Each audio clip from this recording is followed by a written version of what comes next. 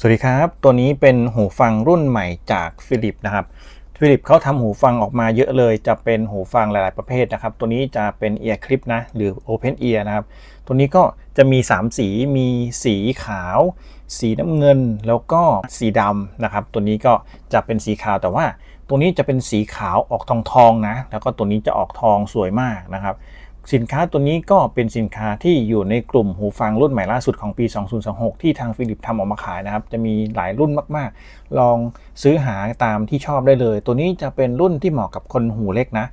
สังเกตตรงนี้นะครับที่เขาทำออกมาตรงนี้จะเล็กๆเข้าหูพอดีนะครับซึ่งตรงเนี้ยเวลาที่ผมใส่ผมหูกว้างตรงผมเนี่ยต้องใส่กระชับนิดนึงต้องดันเข้าไปนิดหน่อยนะครับหลังจากดันเข้าไปเขาก็จะกระชับพอดีหลายๆท่านถ้าเกิดว่าเป็นคนที่ใบหูกว้างแล้วก็รูหูกว้างเนี่ยตัวนี้อาจจะยังไม่พอนะครับต้องลองดูอีกรุ่นหนึ่งที่เป็นตัวใหญ่ๆนะตัวนี้เขาทำออกมาได้เสียงค่อนข้างโอเคดีนะครับจะเป็นเสียงโทนแน่นๆแล้วก็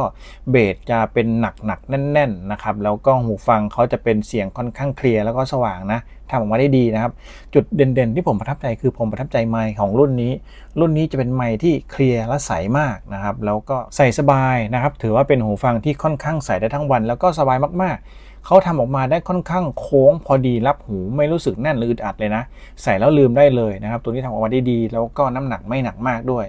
สีแล้วแต่ชอบนะครับสำหรับตัวหูฟังตรงนี้ก้านก็จะเล็กๆหน่อยพอตรงนี้ก้านเป็นโค้งๆลื่นๆเราจะใส่สบายดีนะครับตรงนี้ก็จะเป็นสีออกทองๆนะมีฟิลิปตรงนี้นะครับแล้วก็จะมีขั้วชาร์จอยู่ตรงนี้2อันนะครับแล้วก็ด้านในตรงนี้เป็นเขียนว่า L ทางซ้ายนะครับหูฟังตรงนี้ทำออกมาเพื่อเบสแน่นๆเสียงแน่นกระชับนะเขาจะไม่มีรูระบายอากาศผมรู้สึกว่าตรงเนี้ยเขาจะเป็นอากาศออกมาฝั่งด้านนี้ด้านเดียวเลยทำให้แรงอัดสูงนะครับฉะนั้นสิ่งที่จะได้จากหูฟังตัวนี้คือแรงอัดสูงเบสแน่นหนักนะครับแต่ก็จะมีเรื่องของความนุ่มที่ขาดหายไปความนุ่มลึกเนี่ยตรงนี้อาจจะยังไม่ถึงนะครับต้องลองดูว่าคุณชอบแบบไหนแต่การใช้งานในชีวิตประจำวันถือว่าค่อนข้างที่จะใช้งานได้ยาวนานนะครับแบตอึดมากแล้วก็สามารถที่จะตอบโจทย์ในเรื่องของการดูหนังการฟังเพลงแล้วก็การใช้งานทั่วๆไปการคุยสนทนาแล้วก็สามารถที่จะเอาไว้ตอบคำถามตอบคอมเมนต์ได้นะเวลาที่ผมพูดแล้วก็ให้หูฟังรับเสียงแล้วแปลเป็นข้อความเนี่ยถือว่าโอเคมากๆกับหูฟังตัวนี้นะครับส่วนหนึ่งที่อาจจะต้องพิจารณานิดนึงก็คือเบสเขาออกจะเป็นแข็งๆหนักๆแน่นๆนะครับถ้าเกิดว่าใครต้องการเอาไปฟังเพลงนุ่มๆเนี่ยถือว่าน่าจะยังไม่ถึงนะครับต้องขออนุญาตแจ้งตามตรงนะส่วนตัวกล่องหูฟังค่อนข้างสวยดีตัวนี้เป็นเงานะครับแล้วก็ออกเป็นสีทองนะด้านหลังเขียนข้อมูลเอาไว้ตามนี้เป็นชาร์จ USB-C นะครับตรงนี้ถือว่าโอเคข้อมูลข้างครบตัวนี้จะเป็นฟิลิปนะการเปิดมี2สเต็ปนะครับวางแล้วก็ไม่เด้งกลับปิดนะ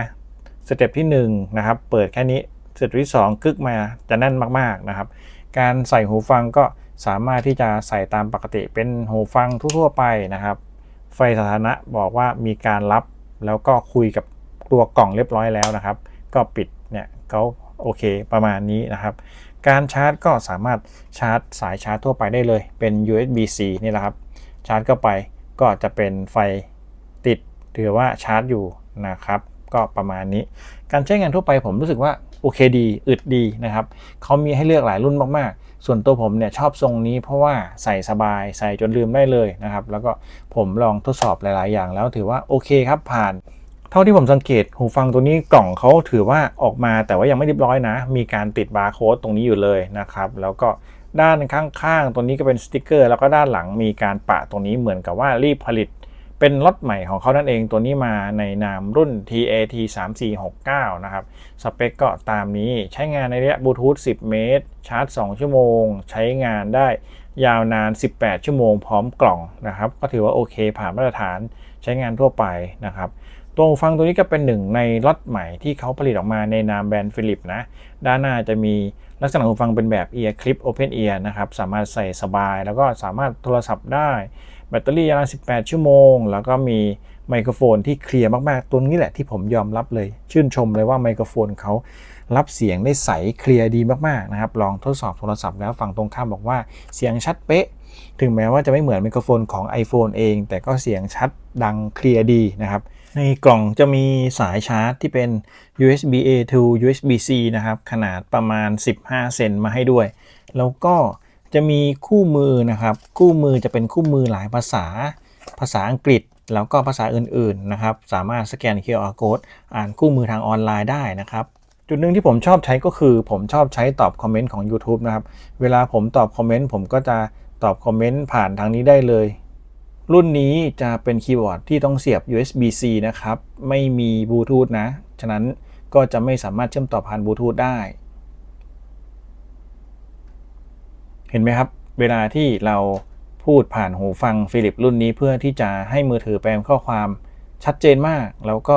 ถูกต้องเลยเหมือนกับผมพูดผ่านไมโครโฟนของ iPhone เลยนะครับรู้สึกว่าเขารับเสียงแล้วก็แปลเป็นข้อความได้ดีเสียงชัดกิ๊กเลยนะครับสำหรับหูฟังที่เป็น Ear Clip ฟิลิปรุ่นนี้นะครับ TAT3469 นะครับถือว่าผ่านผมลองทดสอบตามลิสต์ที่ผมทดสอบประจำนะครับ Virtual Barbershop ก็เสียงชัดได้ทิศทางได้รูปแบบของเสียงที่มาของเสียงโอเคชัดนะครับถัดมาในเรื่องของ 8D Sound ถือว่าชัดทิศทางได้นะครับแต่เสียงกระหึ่มก็จะไม่มากแล้วก็เรื่องของ 8D Sound ตรงนี้เสียงเซอร์ราวถือว่ามากพอสมควรนะครับส่วนเสียงกังหึ่มถือว่าโอเคมีครับแต่ว่าไม่ได้ชัดเท่าไหร่หูฟังออกเสียงใสๆเคลียร์นะครับลองฟังออร์เคสตราเสียงโอเคดีกังหึ่มเสียงใสได้แต่ว่าเสียงเบสหนักๆเวลาเบสขึ้นมาเนี่ยถือว่ายังไม่ถึงเนื่องจากว่าหูฟังเขาเป็นแบบเอียร์คลิปไม่ได้อินเอียร์นะครับแล้วก็เวลาที่ดูหนังเสียงเอฟเฟกต์เสียงซาวอะไรพวกนี้เสียงระเบิดได้ครับเสียงกระหึ่มดีแต่ว่าพอมีความกระหึ่มหนักๆที่ต้องการแรงอัดนะครับถือว่ายังไม่ถึงเนื่องจากว่าหูฟังอยู่ด้านนอกนะครับแล้วก็ในส่วนของ Interstellar เสียงชัดเคลียร์ผมชอบในส่วนของเสียงเอฟเฟกต์นะครับเสียงแอมเบียนต์เนี่ยได้เลยเสียงน้ำเสียงฝีเท้าโอเค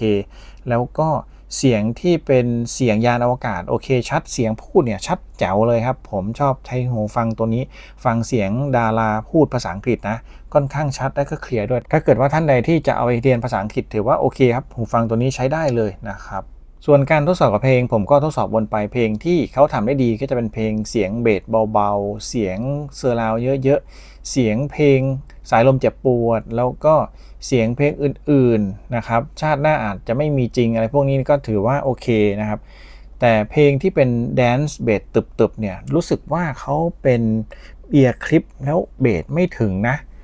ฉะนั้นท่านใดที่จะเอามาฟังเบสหนักๆเนี่ยตัวนี้อาจจะไม่เหมาะเท่าไหร่เน้นไปทางเบสนุ่มๆแล้วก็เสียงใสเคลียร์เอื้อนเยอะๆอะไรประมาณนี้นะครับก็ตามดีไซน์ของเขาเลยคิดว่าเอียร์คลิปก็จะเป็นแนวนี้เนื่องจากว่าเอียร์คลิปตัวนี้เนี่ยตัวหูฟังเขาไม่ได้แน่นด้วยสังเกตดูตัวก้อนตรงเนี้ยที่เข้าไปอยู่ในหูเนี่ยเขาไม่ได้ใหญ่มากฉะนั้นสำหรับคนที่ใบหูใหญ่ๆแล้วก็รูหูกว้างเนี่ยตัวเนี้ยอาจจะไม่กระชับนะครับเนื่องจากว่าตรงนี้เขาเล็กๆนะคุณต้องประเมินดูแล้วก็เลือกด้วยถ้าเกิดคุณเป็นคนหูกว้างนะครับตัวนี้อาจจะอยู่นอกมากมันจะไม่อัดพอดีนะครับฉะนั้นแรงอัดจะไม่ได้อันนี้ต้องลองพิจารณานะครับผมก็เอาข้อมูลมาบอกตามตรงบอกตามจริงแต่ว่ายอดขายเขาเยอะนะเหมือนคนไม่ได้คาดหวังตัวนี้คนคาดหวังความสวยงามแล้วก็เอามาฟังทั่วไปถือว่าโอเคกับหูฟังฟิลิปตัวนี้นะครับถือว่าใช้ได้เลยลองทดสอบเล่นเกมฟรีไฟเช่นเดิมนะครับสำหรับการเล่นเกมฟรีไฟเสียงก็ถือว่าใช้ได้นะต้องเร่งเสียงดังขึ้นอีกนิดนึงนะครับหรือจะดังมากๆเลยก็ได้เสียงจะให้ความชัดเจนแอมเบียนต์ชัดแล้วก็เสียงฝีเท้าชัดไม่มากเนื่องจากว่าลำโพงอยู่ไกลตัวหูฟังอยู่ข้างนอกนะครับส่วนการเก็บเสียงภายนอกไม่ให้เข้ามาในหูฟังทำได้ระดับหนึ่งนะครับการเก็บเสียงจากภายในมาข้างนอกถือว่าข้างนอกได้ยินเสียงค่อนข้างดังนะอย่างที่เห็นเนี่ยก็เป็นเสียงที่ออกจากตัวหูฟังมายังไมโครโฟนที่อยู่ตรงอกผมที่อัดเสียงนะครับค่อนข้างเสียงออกมาข้างนอกเยอะพอสมควรส่วนเสียงอื่นๆเสียงฝีเท้าเสียงปืนเสียงอะไรพวกนี้ชัดเจนดีในหูเราเปิดเสียงดังก็ถือว่าได้ยินชัดเคลียร์รอบด้านนะครับถึงแม้ว่าจะได้ยินเสียงภายนอกบ้างก็ไม่เป็นไรพอเราเปิดเสียงหูฟังดังๆเสียงเกมก็ดังไปด้วยนะครับทิศทางโอเคการเล่นเกมก็ไม่มีหน่วงนะครับถึงแม้ว่าจะไม่ได้เปิดเกมโหมดผมเข้าใจว่า iPhone ผมน่าจะเปิดเกมโหมดให้อัตโนมัตินะครับโดยรวมถือว่าใช้ได้เลยกับการเล่นเกมผมก็เล่นเกมไปเรื่อยๆเก็บเลเวลไปเรื่อยๆนะครับจนถึงสุดท้ายก็ถือว่าทำออกมาได้ค่อนข้างโอเคเลยการเล่นเกมถือว่าตอบสนองได้ดีรวดเร็วนะครับโดยเฉพาะเวลาที่เงียบๆเราอยู่ในห้องเงียบๆเล่นเกมเนี่ยเสียงแอมเบียนต์ค่อนข้างชัดเสียงลมเสียงฝีเท้าชัดเจนครับ เล่นไปประมาณ10นาทีก็ถือว่าค่อนข้างโอเคพอสมควรกับหูฟังตัวนี้นะครับสามารถที่จะเล่นจนชนะได้นะครับผมมองว่าหูฟังก็น่าจะสามารถใช้งานได้ดีระดับหนึ่งนะครับถึงแม้ว่าเสียงทุ้มเสียงเบสจะไม่ได้สุดๆเหมือนอินเอียร์แต่ก็ใช้งานได้ดีครับส่วนตัวผมก็มองว่าเป็นหูฟังอีกตัวหนึ่งที่ใส่สบายนะครับแล้วก็รับเสียงได้ดีเสียงที่รับไปไมโครโฟนเขาค่อนข้างใสและเคลียร์มากฝั่งตรงข้ามบอกเลยว่าชัดเจนนะครับแล้วก็ผมสามารถใช้หูฟังตัวนี้ในการพูดเพื่อที่จะให้ iPhone แปลเป็นข้อความเพื่อตอบคอมเมนต์แล้วก็ใช้งานทั่วไปได้ดีนะครับแต่ก็จะมีจุดหนึ่งที่เป็นประเด็นสำหรับผมก็คือเวลาที่ผมฟังเพลงเล่นเกมเนี่ยเสียงมันจะออกมาข้างนอกนะครับคนข้างนอกได้ยินรู้เลยว่าผมทำอะไรอยู่ไม่ว่าจะเป็นเล่นเกมหรือฟังเพลงสไตล์ไหนอยู่ใกล้ๆเนี่ยเงี่ยงหูฟังชัดเลยนะครับตัวนี้ไม่ได้เก็บเสียงเท่าไหร่นะแต่ว่าสามารถที่จะเก็บเสียงภายนอกไม่ให้เข้าหูเราได้พอสมควรนะครับถือว่าเป็นหูฟังอีกรุ่นหนึ่งที่ใส่สบายใช้งานได้ดีใช้งานทั่วไปได้ใส่ไว้ทั้งวันเลยก็ได้นะครับหูฟังตัวนี้ถือว่าครบถ้วนในมุมของการใช้งานรูปแบบต่างๆครบถ้วนใช้งานได้ในหลายๆลักษณะเลยนะครับเล่นเกมฟังเพลงดูหนังถือว่าเป็นหูฟังอเนกประสงค์อย่างหนึ่งแต่ก็จะไม่ได้โดดเด่นในการฟังเพลงในแนวบางแนวนะครับเช่นแนวกระหึ่มอะไรพวกเนี้ยเขาทำไม่ได้อยู่แล้วนะครับแล้วก็แนวเบสหนักๆอะไรพวกนี้ก็เป็นข้อยกเว้นอยู่แล้วกับหูฟังชนิด Ear Clip หรือว่า Open Ear แบบนี้นะครับที่จะฟังเพลงแนวกระหึ่มเบสหนักๆไม่ค่อยได้เนื่องจากว่าเวลาเขาหนีบเนี่ยเขาออกมาอยู่นอกหูนะฉะนั้นความกระหึ่มความตึบๆเนี่ยมันไม่ได้อยู่แล้วแต่ก็จะมีเสียงกระหึ่มในรูปแบบของเขานะครับถือว่าโอเคนะราคาก็ไม่ถือว่าแพงเกินไปนะครับยอดซื้อสูงมากสำหรับหูฟัง Philips Earphone รุ่นนี้นะครับ